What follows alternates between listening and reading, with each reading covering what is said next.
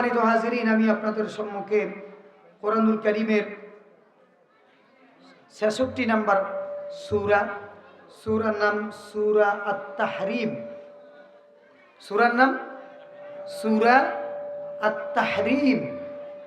এটি কোরআনুল কারীমের 66 নম্বর সূরা, ২৮ পারার।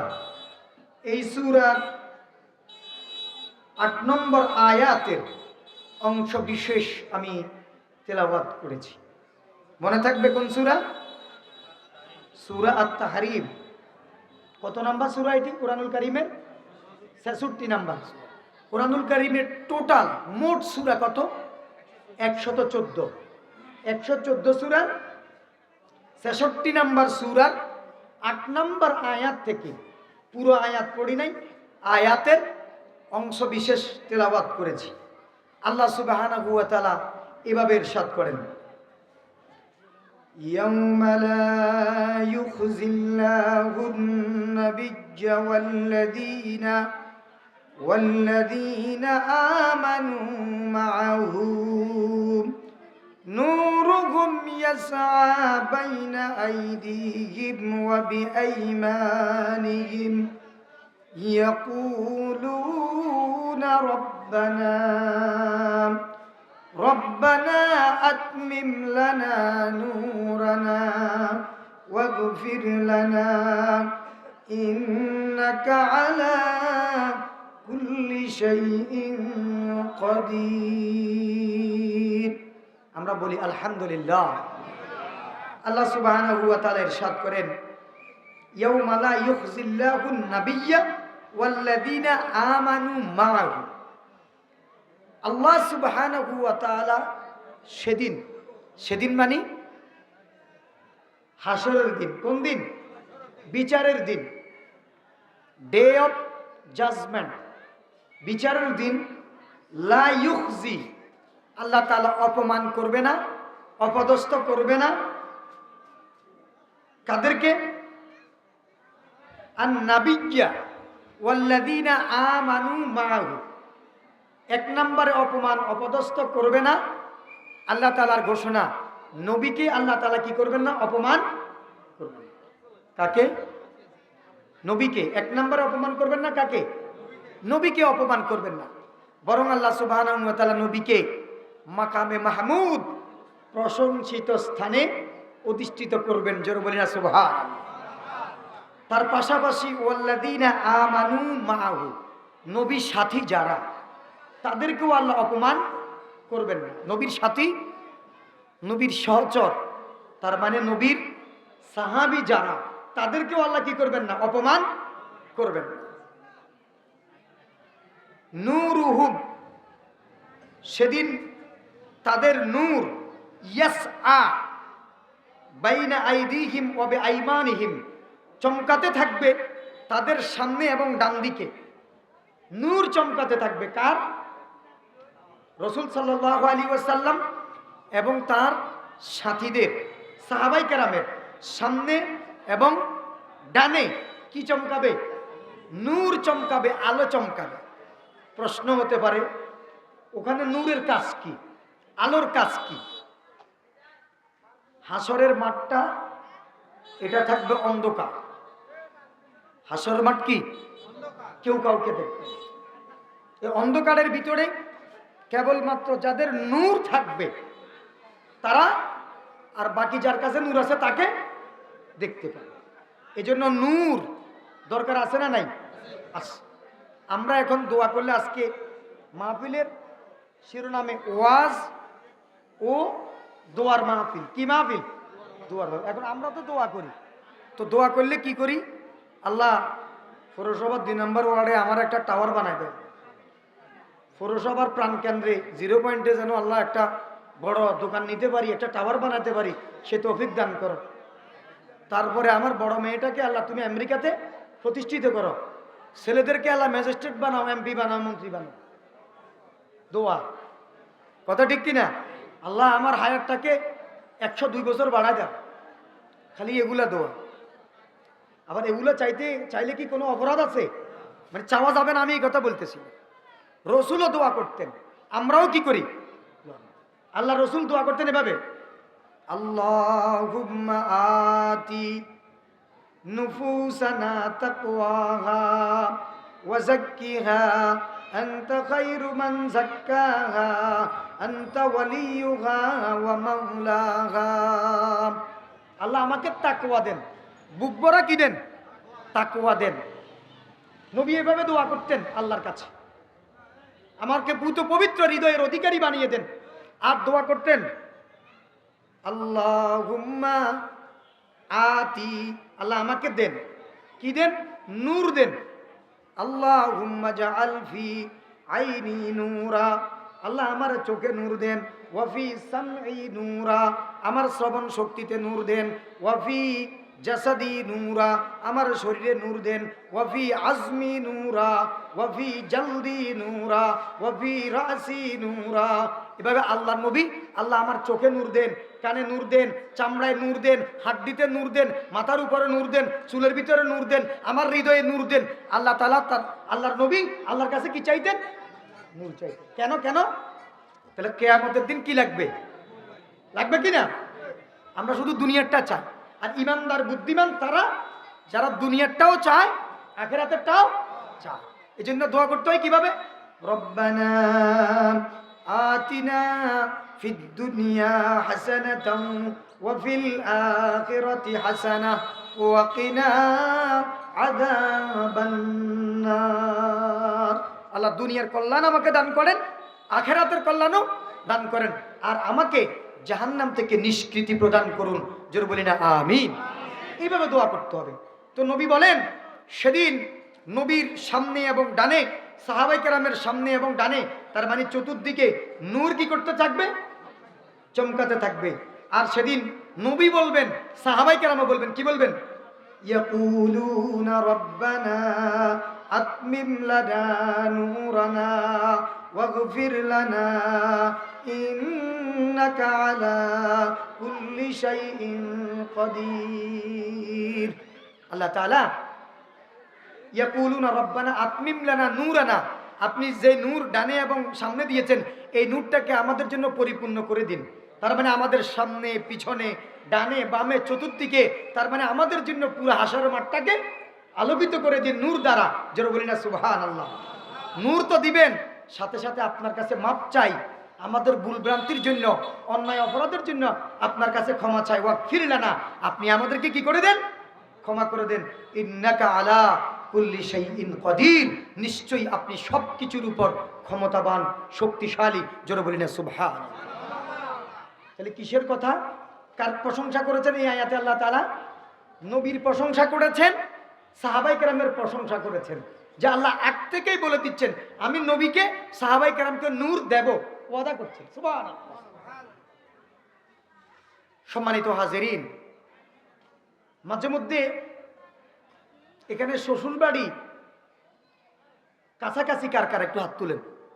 শ্বশুর বাড়ি কাছাকাছি, আর তুলেন না কেন? দেখছেন বেশিরভাগ কাছে না? আচ্ছা যা হোক।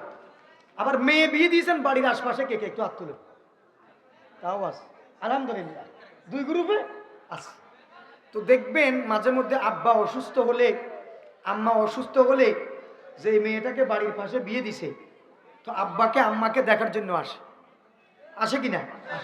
আর এসে আব্বার খেদমত করে, সব কিছু পরিপাটি সুন্দর করে সাজিয়ে, সন্ধ্যা হয়ে গেছে, এখন বাড়িতে চলে যাবে। অসুস্থ আব্বা, অসুস্থ আব্বা বলে যে কি মা, দেরি তো হয়ে গেছে, আর 5 মিনিট পরে যা মাগরিবের আলানটা শেষ হয়ে যাক, নামাজটা পড়ে তারপরে তুমি চলে যাবা, তোমার অসুবিধা হবে না। মেয়ে বলতেছে আব্বা এখন তো অমাবস্যার রাত, অন্ধকার, আমি কিভাবে যাব?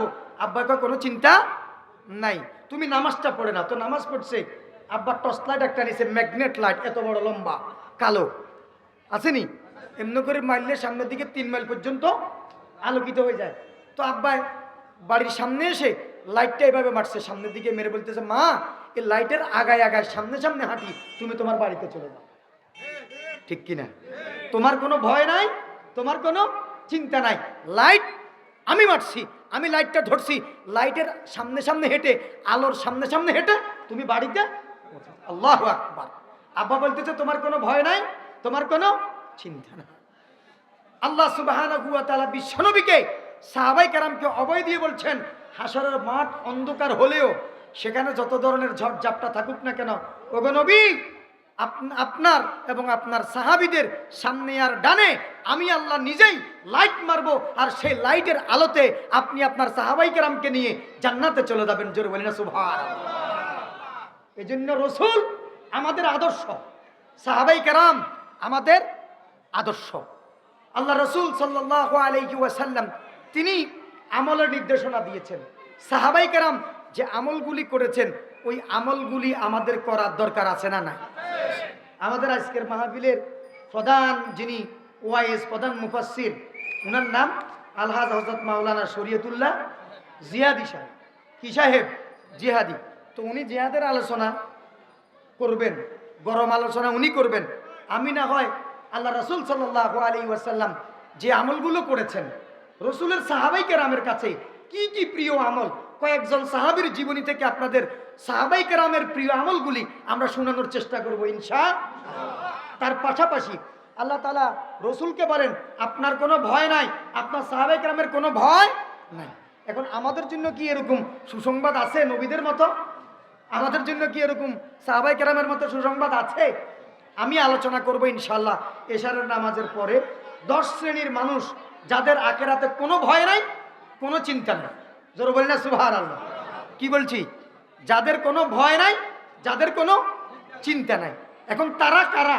যাদের ভয় নাই, যাদের চিন্তা নাই। ওই দলের ভিতরে যদি আমরাও ঢুকতে পারি, আখিরাতে আমাদের কোনো ভয় নাই, আমাদের কোনো চিন্তা নাই। নসেদ মারা যাওয়া থেকে শুরু করে জান্নাত অথবা জাহান্নাম যাওয়া পর্যন্ত যতগুলো স্টেশন আছে সব স্টেশনে ফিডাফিডি, মারামারি, শাস্তি, আযাব আছে না নাই? শুরু কখন থেকে? মৃত্যু থেকে। শুরু কখন থেকে? মরণের সময় তাফসীরের ভিতরে আছে ওয়ান্নাজিআতি গরকা ওয়ান্নাশিতাতি নাশতা। এই সূরার তাফসীরের ভিতরে আছে কমপক্ষে 500 ফেরেশতা মানুষের শরীরের ভিতরে ডুব দেয়। কত? কত? 500। এখন কারা ডুব দেয়? যদি ইমানদার হয় তার জন্য রহমতের ফেরেশতা আছে, আযাবুর মালাইকাতুর রাহমা, রহমতের ফেরেশতা।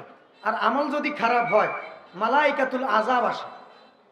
মালাইকাতুল এক যুগে 500 ফেরেশতা শরীরের ভিতরে ডুব দিয়ে আপনার একটা একটা করে রগগুলাকে ছিঁড়তে শুরু করে। কি শুরু করে? রগ ছিঁড়া শুরু করে। এক একটা রগ ছিঁড়ে তখন তার যন্ত্রণা, অসহ্য যন্ত্রণা, আওয়াজটা কেড়ে নেয়, জোরে চিৎকার করে কাউকে বোঝাতে পারে না, চেহারা ফ্যাকাশে হয়ে যায়, মুখ একবারে এদিকে লুকায়, একবারে এদিকে নেই, হাত পা নাড়াচাড়া করতে শুরু করে। এরকম দেখছেন না? তাহলে শাস্তিটা শুরু হয় কখন থেকে? মৃত্যু থেকে শুরু হয়ে যায়। মৃত্যুর পরে কবরে রাখার সাথে সাথে প্রশ্ন আছে না নাই? কয়টা? 3টা। কবরে কয়টা? 3টা। আমরা জানি মনে হয় এই 3টা প্রশ্ন করলে শেষ, আর কোনো প্রশ্ন নাই। প্রশ্ন আছে না নাই? তাহলে কবরে কয়টা? 3টা।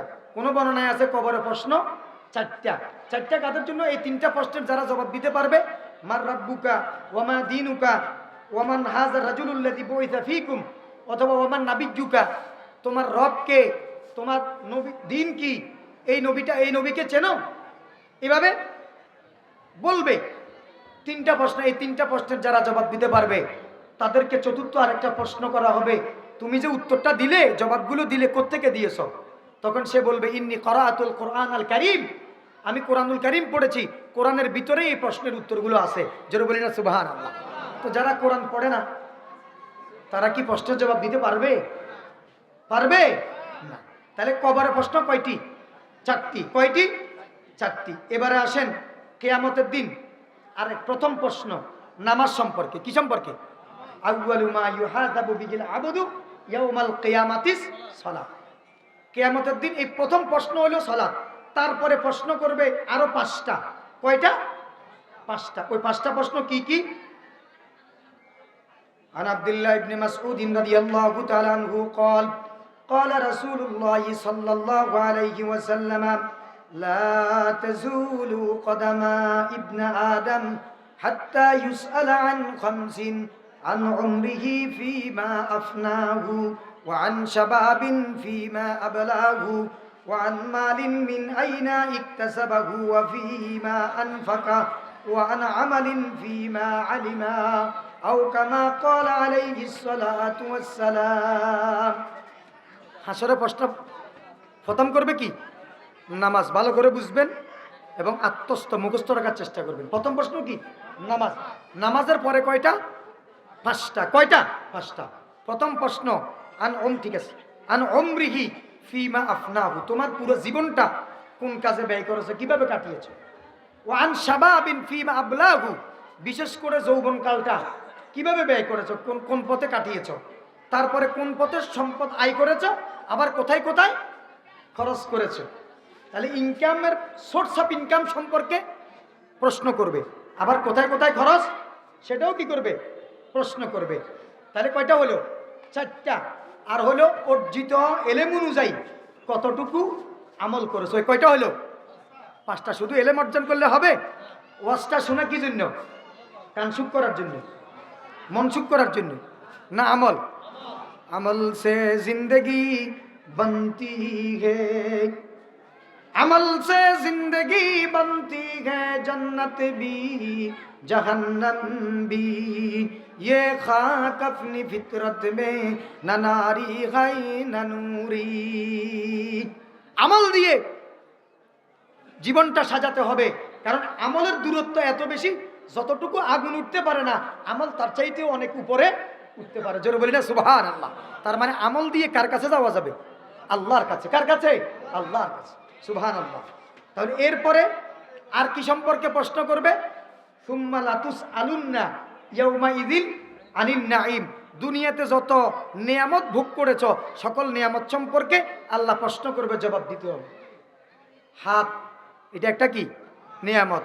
জিহ্বা নিয়ামত, চোখ নিয়ামত, মাথা নিয়ামত, পা, বডি, চাঁদ, সূর্য, আলো, অন্ধকার, বৃষ্টি, রোদ, শীত, সবগুলো কি নিয়ামত। সব নিয়ামত যেগুলো যেগুলো আমরা ভোগ করতেছি সবগুলো সম্পর্কে আল্লাহ কি করবেন? সুম্মা লাতুসআলুন্না ইয়াউমাইযিন আনিন নাঈম, একটা দুইটা না, সকল নিয়ামত সম্পর্কে প্রশ্ন করবে। এখন কি জবাব দেব? এই জন্য নিয়ামত ভোগ করার পরে কি করতে হয়? আলহামদুলিল্লাহ। একটু জোরে বলি না আলহামদুলিল্লাহ। আপনাদেরকে গোপন কথা শিখাই দিই, কি কেউ যদি আলহামদুলিল্লাহ পড়ে, আলহামদুলিল্লাহর ভিতরে কয়টা হরফ? 8টা। কয়টা? 8টা। যে ব্যক্তির নিয়ামত ভোগ করার পরে এই 8টা হরফ ব্যবহার করে আলহামদুলিল্লাহ পড়ে, জান্নাতের 8টা দরজা আল্লাহ তার জন্য খুলে দেন। সুবহানাল্লাহ। আরেকটা সূরা আছে, যেই সূরাটা তিলাওয়াত করলে আল্লাহ তাআলা নিয়ামত সম্পর্কে আর প্রশ্ন করবে না। ওই সূরাটার নাম বলবো? একটা সূরা এরকম কোরআনুল কারীমে আছে, যেই সূরাটা তিলাওয়াত করলে আল্লাহ তাআলা নিয়ামত সম্পর্কে আর কি করবেন না, প্রশ্ন করবেন। সূরার নাম সূরাতুন নাহল। সূরাতুন নাহল মনে থাকবে? নাহল মানে মৌমাছি, নামল না, নামল মানে পিঁপড়া, নাহল, নাহল মানে মৌমাছি। এই মৌমাছির সূরাটা পড়লে হাসরের দিন আল্লাহ কি করবেন না, প্রশ্ন করবেন না। এরপরে আল্লাহ সুবহানাহু ওয়া তাআলা স্পেশাল কয়েকটা অঙ্গের কথা বলেছেন। লা তাকফু মা লাইসা লাকা বিহি ইলমুন ইন্নাস সামআ ওয়াল বাসারা ওয়াল ফুআদা কুল্লু উলাইকা কানা আনহু মাসউলা। আল্লাহ তাআলা বলেন, যে ব্যাপারে তোমার জ্ঞান নাই, যে ব্যাপারে তোমার অভিজ্ঞতা নাই, এই ব্যাপারে তুমি নাক গলাইবা না। মানুষ এখন যেখানে পারে সেখানেও মুখ চালায়, যেটা জানে না সেখানেও কি এরকম আছে না নাই? জ্ঞান নাই, যোগ্যতা নাই, কিন্তু বক্তব্য দেওয়ার জন্য বসে থাকে। জ্ঞান নাই, যোগ্যতা নাই, ইলম নাই, কিন্তু ফতোয়া দিয়ে দে। কি বলেন, আছে না নাই? আছে। কথা বেশি বলতে চায়। আল্লাহ বলেন, যে ব্যাপারে তোমার ইলম নাই সে ব্যাপারে তুমি কি থাকবে? চুপ। কি থাকবে? চুপ। কারণ ইন্নাস সামআ ওয়াল বাসারা ওয়াল ফুআদা কুল্লু উলাইকা কানা আনহু মাসউলা। আল্লাহ সুবহানাহু ওয়া তাআলা বলেন, নিশ্চয়ই তোমার শ্রবণ শক্তি এবং তোমার বাসার দৃষ্টি শক্তি, চোখ, ওয়াল ফুআদা এবং তোমার অন্তর। তাহলে কয়টা হলো? কান, চোখ, অন্তর। কয়টা? তিনটা। কান, চোখ, অন্তর। কয়টা? কান দিয়ে শুনি, চোখ দিয়ে দেখি, আর অন্তর দিয়ে অনুভব করি। এই তিনটা বিষয় আল্লাহ কি করবেন? প্রশ্ন করবেন, জিজ্ঞাসা করবেন। তাহলে মনে আছে কয়টা বিষয়? কবরে কয়টা? চারটা। কবরে কয়টা? চারটা। হাসরে প্রথম নামাজ, নামাজ সম্পর্কে প্রশ্ন। তারপরে কয়টা? পাঁচটা। এরপরে বলছি সকল নিয়ামত সম্পর্কে প্রশ্ন করবে। বিশেষ করে নিয়ামতগুলোর মধ্য থেকে স্পেসিফিক, আলাদা, ইন্ডিভিজুয়ালি তিনটা সম্পর্কে প্রশ্ন করবে। সে তিনটা হলো কান, চোখ, অন্তর। এই সম্পর্কে কি করবে? প্রশ্ন করবে। এরপরে আরো প্রশ্ন আছে। কি? সেটা হচ্ছে ওয়াউফু বিল আহাদ ইন্নাল আহাদা কানা মাসউলা। সূরা বনী ইসরাঈলে আল্লাহ সুবহানাহু ওয়া তাআলা ইরশাদ করেন 34 নম্বর আয়াতে, ওয়াউফু বিল আহাদ, তোমরা ওয়াদা পরিপূর্ণ করো। ইন্নাল আহাদা কানা আনহু মাসউলা, এই ওয়াদা সম্পর্কে তোমাকে আল্লাহ তাআলা জিজ্ঞেস করবে। আমাদের আল্লাহর সাথে কিছু ওয়াদা আছে না নাই? আছে না নাই? প্রথম ওয়াদা আমরা কোথায় করেছি? মনে আছে? যেটাকে বলে আলামে আরওয়াহ, রূহের জগৎ। সকল রূহগুলোকে একত্রিত করে আল্লাহ আমাদের থেকে কমিটমেন্ট নিয়েছেন, ওয়াদা নিয়েছেন। ওয়াদাটি নিয়েছেন কি? আলাস্তু বিরাব্বিকুম, আমি কি তোমাদের রব নই? প্রশ্নটা কি? আল্লাহর ওয়াদা নিচ্ছেন যে কিভাবে? আলাস্তু বিরাব্বিকুম, আমি কি তোমাদের রব নই? রব মানে কি? রব মানে আইনদাতা, রব মানে বিধানদাতা, রব মানে হুকুমদাতা, রব মানে শাসনকর্তা। অর্থাৎ সকল কর্তৃত্ব শাসনের যিনি মালিক তাকে বলা হয় রব। তাকে বলা হয় কি? রব। তো আমরা এখন আল্লাহকে কি শাসনকর্তা হিসাবে মানি? আইনদাতা হিসাবে মানি? বিধানদাতা হিসাবে মানি? কিন্তু ওয়াদা করে এসছি, আল্লাহকে বলছি কালু বালা। এখানে ওলামায়ে কেরাম আছেন, হ্যাঁ বুঝানোর জন্য আরবিতে দুইটা তিনটা শব্দ ব্যবহার হয়। নাম, বালা, আজাল। নাম, বালা, আজাল। নাম মানে হ্যাঁ, ইয়েস, ইয়েস অর্থ হ্যাঁ। আবার বলে অ্যাবসলিউট, অ্যাবসলিউট মানে এটার উপরে আর কোনো শব্দ নাই, শতবাদ হ্যাঁ, এটাকে বলে অ্যাবসলিউট। আর আরবিতে বলে বালা। আরবিতে বলে কি? বালা। মানে আমাদের জবাবের ভিতরে কোনো কি ছিল না, কোনো অন্য কোনো গোলমাল, গন্ডগোল, ভেজালযুক্ত, গোজামিলযুক্ত কোনো জবাব ছিল না। খাঁটি জবাব ছিল 100%।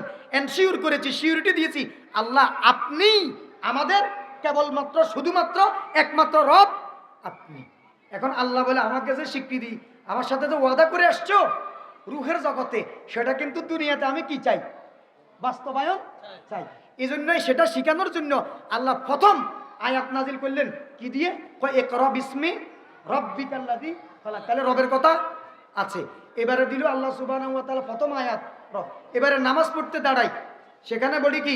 রুকুতে বলি কি? সুবহানা রাব্বিয়াল আযীম। সিজদাতে গেলে বলি সুবহানা রাব্বিয়াল আলা। তাহলে রবের কথা প্রথম আয়াত, প্রথম ওহী। রবের কথা রুকুতে, রবের কথা সিজদাতে, রবের কথা প্রথম সূরা আলহামদুলিল্লাহি রাব্বিল আলামিন। রব আছে না নাই? প্রথম আয়াতে। আবার একবারে সর্বশেষ সূরার নাম কি? সূরাতুন নাস। সেখানেও আছে কুল আউযু বিরাব্বিন নাস। তার আগে সূরা সূরাতুল ফালাক, কুল আউযু বিরাব্বিল ফালাক। তাহলে এই যে এতগুলো আয়াত, এতগুলো সূরাতে আল্লাহ ওই ওয়াদার কথাটা বারবার আমাদেরকে যে স্মরণ করিয়ে দিচ্ছেন, আমি তোমাদের সাথে, তোমরা আমার সাথে ওয়াদা করেছ, রব হিসেবে স্বীকৃতি দিয়েছ, এই কথার উপর তোমরা অটল থাকবে, অবিচল থাকবে, নচেৎ আমার কাছে তোমাদেরকে জিজ্ঞাসিত হতে হবে। তাহলে ওয়াদা সম্পর্কে আল্লাহ কি করবেন? প্রশ্ন করবেন। তারপরে প্রশ্ন, বিশেষ করে কুফর এবং শিরিক, এই দুইটা বিষয় সম্পর্কে কি করবেন? প্রশ্ন করবেন। আল্লাহ বলেন সকল নেয়ামত দিয়েছি আমি, সৃষ্টি করেছি আমি, বিধান দিয়েছি আমি, তুমি আমাকে বাদ দিয়ে আমাকে অস্বীকার করেছো, কুফরি করেছো। এক, তারপরে আমার সাথে আরেকজনকে সমান সমান বরাবর যে আমার প্রতিদ্বন্দ্বী দাঁড় করিয়েছো, আমার মতো মনে করেছো, আমার জায়গায় আরেকজনকে তুমি কি বসিয়েছো। শিরিক, তাহলে কুফর সম্পর্কে প্রশ্ন করবে, শিরিক সম্পর্কেও প্রশ্ন করবে। এগুলো কোথায়? এই প্রশ্নগুলো সব কোথায়? হাসরের মাঠে। তাহলে আমরা কবরের প্রশ্ন সম্পর্কে জানলাম, হাসরের প্রশ্ন সম্পর্কে জানলাম। এবারে আসেন সিরাতে সিরাত, ফুলসিরাত হবে না? সেই ফুলসিরাতেও কি আছে? প্রশ্ন আছে। ফুলসিরাতে 10টা প্রশ্ন। ফুলসিরাতে কয় প্রশ্ন? অনেক প্রশ্ন সিরাতের উপর। আল্লাহ তাআলা এই যে দেখবেন আপনাদের বড় বড় পদ্মা সেতু, যমুনা সেতু, এরকম বড় সেতু আছে না? সেতুতে কি কালেকশন করে? টোল, টোল, চেকপোস্টও আছে। কি আছে? চেকপোস্ট আছে না? এই যে দেখবেন রাজধানীতে ঢুকতে হলে কয়েক জায়গায় কি আছে? চেকপোস্ট, তল্লাশি। স্টারলাইন গাড়িতে উঠলে কিছু দূর যাওয়ার পরে মাঝে মধ্যে পুলিশ চেকপোস্ট বসায়। পকেট টকেট যা আছে, ব্যাগের ভিতরে যা আছে, বলেন তো দেখি চেক করে কি করে না? একটু জোরে বলেন না, করে কি করে না? করে। হাসরের দিন আল্লাহ সুবহানাহু ওয়া তাআলা চেকপোস্ট বসাবেন। কি বসাবেন? চেকপোস্ট। ফুলসিরাতের উপর কি বসাবেন? চেকপোস্ট। চেকপোস্ট বসিয়ে আল্লাহ সুবহানাহু ওয়া তাআলা এবারে প্রশ্ন করবেন। কি কি প্রশ্ন? প্রথম চেকপোস্ট হবে, যেই চেকপোস্টে আল্লাহ জিজ্ঞেস করবেন তাওহীদ সম্পর্কে, লা ইলাহা ইল্লাল্লাহ, এটা সম্পর্কে প্রশ্ন করবে। তুমি কি লা ইলাহা ইল্লাল্লাহ মুহাম্মাদুর রাসূলুল্লাহ দুনিয়াতে মেনেছো কিনা? 1 নাম্বার প্রশ্ন। দ্বিতীয় চেকপোস্টে সালাত, তৃতীয় চেকপোস্টে যাকাত, চতুর্থ চেকপোস্টে সিয়াম তথা রোজা, পঞ্চম চেকপোস্টে হজ, ষষ্ঠ চেকপোস্টে উমরা, সপ্তম চেকপোস্টে অত্যাচার, জুলুম। আপনি কারোর উপর জুলুম করেছেন কিনা? কয়টা চেকপোস্ট হবে? 7টা। কোথায়? ফুলসিরাতের ফুলের উপর কয়টা চেকপোস্ট? এতদিন তো শুধু জেনেছি ফুলসিরাতের ফুল চুলের চাইতে চিকন, খুরের চাইতে দাঁড়। ওখানে যে এত কিছু আছে এটা সম্পর্কে আমরা জানি না। আমরা বলছি প্রশ্নের জবাব না দিতে পারলে কেঁপে কুপে জাহান্নামে পড়ে যাবে। এখন কয় না, এই ফুলসিরাতের ফুলের উপর চেকপোস্ট কয়টা? 7টা। কয়টা? 7টা। 1 নম্বরে কি জিজ্ঞেস করবে? লা ইলাহা ইল্লাল্লাহ। 2 নাম্বার সালাত সম্পর্কে, 3 নাম্বার যাকাত সম্পর্কে, 4 নাম্বার সিয়াম সম্পর্কে, 5 হজ সম্পর্কে, 6 উমরা সম্পর্কে, 7 জুলুম করেছেন কিনা জুলুম সম্পর্কে। মোট কয়টা চেকপোস্ট? 7টা। তাহলে সব মিলালে আমরা যে শুরু করেছি সেই কবর থেকে শুরু করে এই পর্যন্ত সিরাতের চেকপোস্ট পর্যন্ত প্রায় 17 থেকে 18, প্রায় 20-এর উপরে কি আছে? প্রশ্নের জবাব দিতে হবে। এই প্রশ্নগুলোর জবাব দিতে পারলে তবে কি পাওয়া যাবে? জান্নাত। না পারলে জাহান্নাম। না পারলে কি? জাহান্নাম।